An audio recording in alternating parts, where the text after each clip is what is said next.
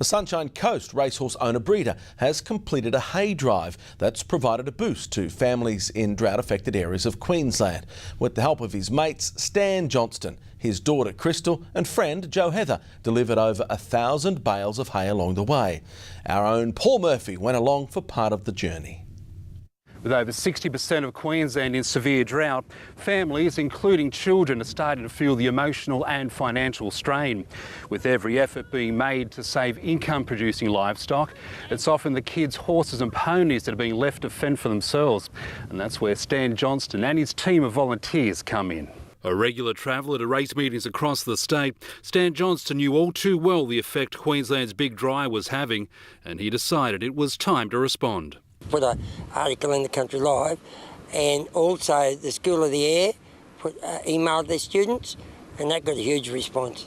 Almost too much for us to handle. A man of action, 64-year-old Stan had done several of these drives in the past. So, with the support of the Thoroughbred Breeders Association of Queensland, the Droughtmaster Society and Racing Queensland, he set off once again. We can talk to most people and get them to help us, and I think it's the right thing to do, Paul. The team loaded up at Oakey, then snaked its way north with hay drops from Blackall to Winton and on to McKinley, Hewenden and Prairie as well. Its mission was to provide each child's horse or pony with 10 bales of hay, enough to sustain them for about 60 days until the wet season arrives. I think it means a lot for someone just to come out here to bring lots of hay that's even green. For Phil Spackman and his family at Patricia Downs out Ilfracombe Way, the hay delivery came just in the nick of time. With no decent rain since early this year and the property stock the main focus, the kids' horses were on the decline. We've been keeping them going on molasses for the last 2 months, but they're just slowly dropping away now.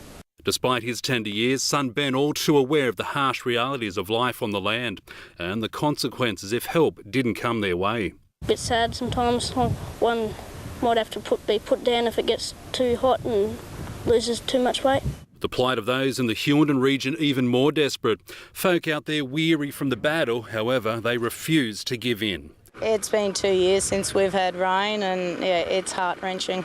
The delivery of the precious cargo from the state south left them lost for words, but grateful just the same. It's the greatest gift we could get. And while they're doing it a bit hard at the moment, one thing this resilient bunch hasn't lost is that famous Queensland larrikin streak. Pretty tough for everyone, eh? A few rain dances. Yeah, every now and then. All thankful for the helping hand they've received in their time of need. This has been an amazing journey that's covered more than 5,000 kilometres and provided hay to over 100 kids. Stan and his team are planning a trip to another drought-affected area, but they need your help.